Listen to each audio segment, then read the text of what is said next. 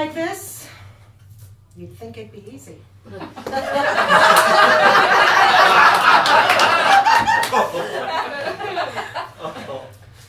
I'm dating this one guy, and I think that he is really, really sweet. I'll introduce you. He wrote me this poem, and I want to share it. Actually, he's going to share it with you. You've got the most beautiful eyes I've ever seen. Don't think any ocean comes in such a shade of an amazing blue-green. You know your disposition is sweeter than any perfume. And with that $1 million smile of yours, you can't help but light up a room.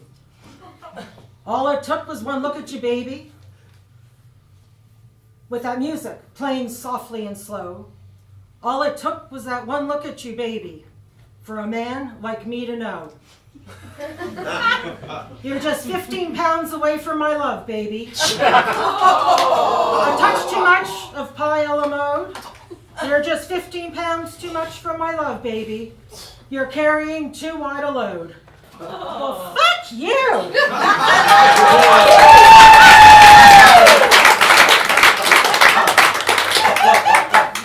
For as long as I can remember, I've always had a battle with my weight. It's the end of school and before summer camp and time for my annual physical appointment with the doctor. And there I am in the examination room, and I'm starting to get undressed, and all of a sudden I realize I'm being watched. And I look around, and there on the wall are these big, huge black and white portraits of the doctor's sons. I hated getting undressed in front of them. At the end of the exam, the doctor asks me to leave the room so he can talk with my mother. Carol, you have to start giving your kids skim milk. Caryn's weight is of concern. I'm on the other side of the door. I can hear this. Like skim milk's gonna make a difference? I've mastered the art of clearing rows of cookies from the bag without it looking like a single one's been taken.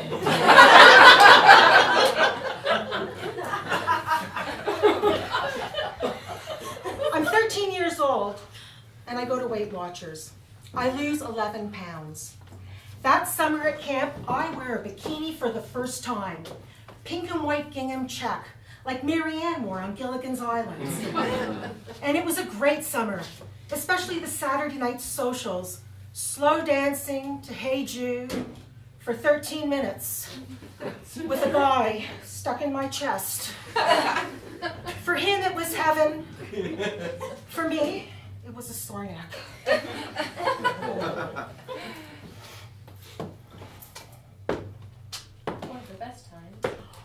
One of the best times at camp is Visitor's Day. First, we had to swear to wear our own clothes that day. And at the end of the afternoon, once our parents left, we would go to our cabin and have a party and share all the loot that had been brought for us. So Joanne would bring her potato chips and licorice, and Anna would bring her cheesies, and I'd open up my bag, and I'd bring out my diet cookies and sugar-free candies. It's always been like this. It's always been a fight. I've been on every diet that there is. Low carbs, no carbs, rice diet, cabbage soup diet, HCG shots, Jenny Craig, isogenics, doctor this, doctor that. I've tried them all, and I've always been successful when I'm on them. But as soon as I get off, the weight starts to creep back up. I go to this one doctor, Dr. Barbara Birchwood. Tall, thin, I hate her already. African-American woman with a face that doesn't crack. Now, I've had a few appointments with her just to get the rules. Weigh everything and write down everything that you eat. So here I am at my next appointment, madly scribbling down everything that I'm trying to remember that I've had that week.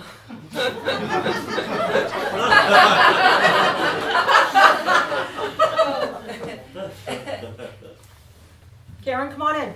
Have a seat. How has your week been? Well, I've been doing a lot of walking, like you suggested. Actually, I walked here today. Well, that's very good. And how's your job search going? Have you found anything yet?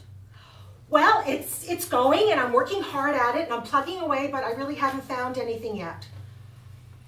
Okay, fine. Well then, I think it's time that we get on the... No, not the scale, please, not the scale. I don't want to do the scale. Not this week. Maybe next week when I have a better week. Scale.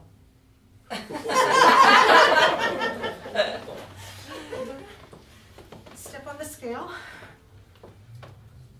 Oh, it wasn't one of those.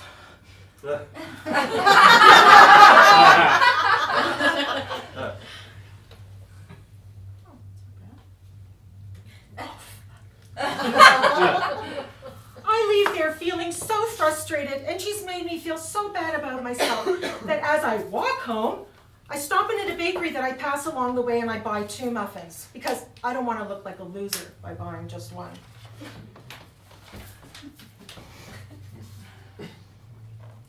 I know I'm having success dieting. And that's true. I know I'm having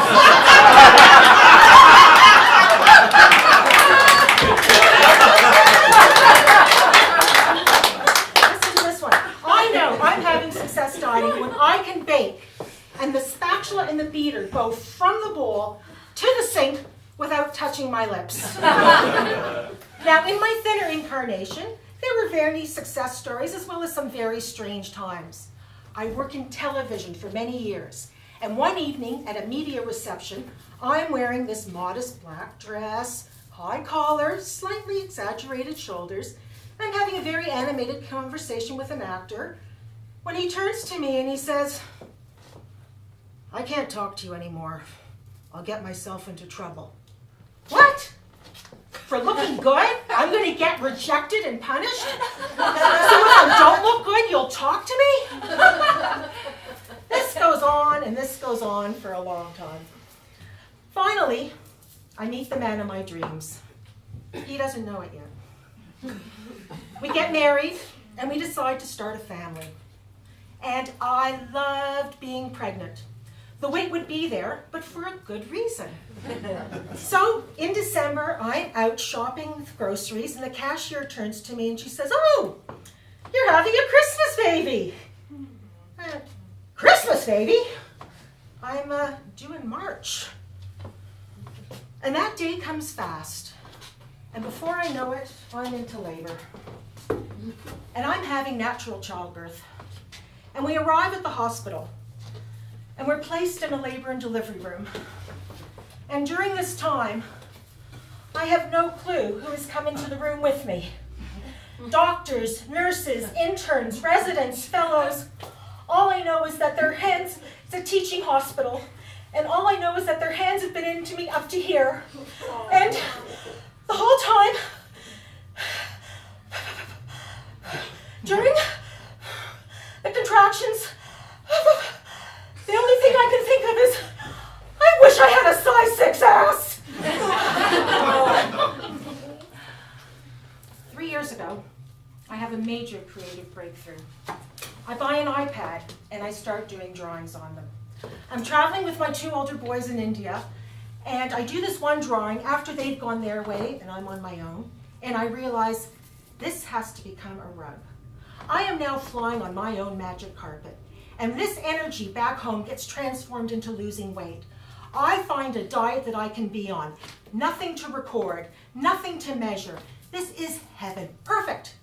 I lose 45 pounds, and I become lactose intolerant because of all the yogurt I ate. Now I realize in order to be serious about this, I finally had to get rid of the fat clothes.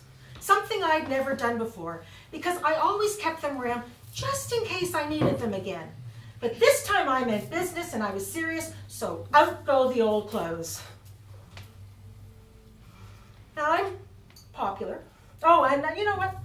I'm now feeling really, really good about myself. Like really good. Because every time I look in the mirror, I never see the fat person.